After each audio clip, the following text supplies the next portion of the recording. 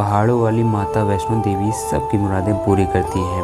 उनके दरबार में जो कोई भी आता है मन वांछित फल पाता है। कहते हैं वैष्णो देवी आते नहीं माँ खुद बुलाती हैं। चलो बुलावा आया है, माता ने बुलाया है। माँ वैष्णो देवी की यात्रा विश्व में सबसे पवित्र यात्रा मानी जाती है। माँ वैष्णो देवी की गुफा 3 पर्वतों से घिरे पर्वत जिसे त्रिकूट कृत्रिम में विराजमान है। अलग अलग राज्यों और देशों में हर साल 1 करोड़ से अधिक लोग दर्शन के लिए आते हैं। माँ वैष्णो देवी की पौराणिक कथा। प्राचीन काल में भैरवनाथ नाम का एक तांत्रिक था। अपने तंत्र और मंत्र विद्या से महाप्रभावशाली बन गया था। देवी देवता के भक्तों को सताता था। उसके अत्याचार से देवी देवता के उपासक परेशान और दुखी थे। हंसाली गांव में माता वैष्णो देवी का श्रीधर नाम का परम भक्त रहा करता था। माता की श्रीधर पर विशेष कृपा हस्ती थी। भैरवनाथ को इस बात की भनक लग गई। भैरवनाथ अपने 360 शिष्यों के साथ श्रीधर के घर पहुंच गया और भंडारे का आयोजन करने का दबाव बनाया। उसने सभी गांव वालों को भंडारे में आमंत्रित करने का आदेश दिया। श्रीधर गरीब ब्राह्मण था। वह घबरा गया और चिंता में डूब गया। तभी माता वहां प्रकट हुई और श्रीधर को समझाया, तुम चिंता मत करो, मैं सभी प्रबंध कर दूंगी। तुम सभी गांव वालों को भंडारे में आमंत्रित करो। श्रीधर ने सभी भंडारे को आमंत्रित किया। सभी गांव वाले भंडारे में उपस्थित हो गए।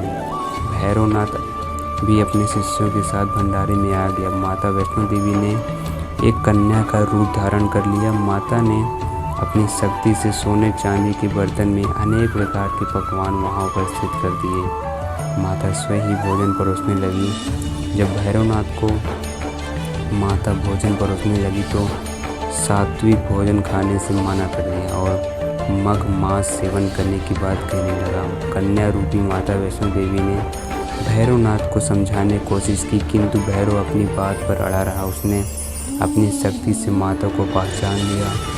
वैष्णो देवी माता ने भी भैरव को चाल को भाप लिया। जब भैरवनाथ ने उस कन्या को पकड़ना चाहा तो कन्या रूपी वैष्णो देवी वहाँ से त्रिकूट पर्वत पर चली गई और एक गुफा में हनुमान जी को रक्षा करने के लिए बाहर खड़ा करके 9 माह तक गुफा में तपस्या की। इसी गुफा को आज अर्धकुंवारी के नाम से जाना जाता है। हनुमान जी को प्यास लगने पर वैष्णो देवी ने धनुष से बाण चलाकर जलधारा का निर्माण किया। इस पवित्र जलधारा को बाण गंगा के नाम से जाना जाता है।